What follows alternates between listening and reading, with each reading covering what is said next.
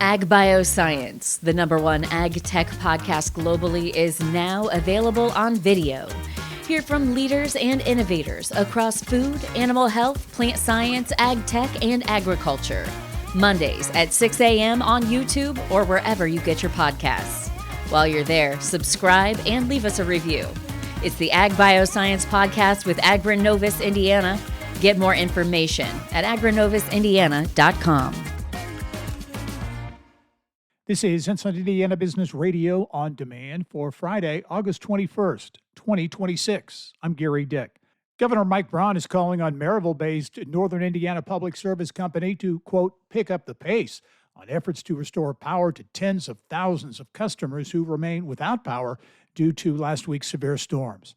More than 70,000 people are still in the dark as of Thursday afternoon. Braun made his comments in an interview that will air this weekend on Inside Indiana Business Television. I think NIPSCO needs to pick up the pace because we've given them National Guard help, all of our agencies. They need to call on maybe other utilities. That's a long time in the middle of summer. So the easy part would have been the easy reconnects where there weren't trees all over the place, where a lot of your main lines weren't hit that hard, where homes weren't. I was up there on Wednesday and it looked like a hurricane went through, big trees poking holes into roofs.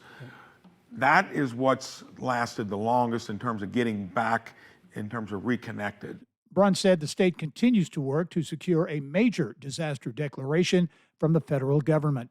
Officials in Bloomington are marking completion of a renovation project at the Mill, a co-working space and business accelerator in the city's trades district.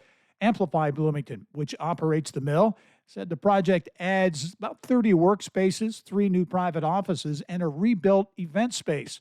CEO John Fernandez, a former mayor of Bloomington, tells Inside Indiana Business the project is part of an ongoing effort to address demand for space among entrepreneurs. The city of Evansville has announced what it is calling a landmark investment to support the rehabilitation of Grandview Tower, a 170-unit senior community on the city's northwest side. The city is providing just over $1 million for the $42 million project that it says will preserve and extend the 47-year-old building's affordability while making significant improvements to residents' homes. From the state's #1 source for Indiana business news, you're listening to Inside Indiana Business Radio. Thanks for listening to this IBJ Media podcast. You're probably going to remember this ad. Do you know why? Podcast advertising works. 85% of listeners recalled hearing an ad during a podcast, and 70% of podcast listeners have acted after hearing an ad. So whether you're looking to be heard across the entire IBJ Media Podcast Network, sponsor one of our shows, or just start with a 30-second ad, IBJ Media can help. Contact advertise at ibj.com to learn more. Indianapolis-based Bosma Enterprises is teaming up with Meta to support veterans who are blind or visually impaired in the workforce. Meta is donating Ray-Ban Meta glasses to veterans to use on the job and beyond. Eric Knight is manufacturing manager for Bosma. To be employed, to be honest with you.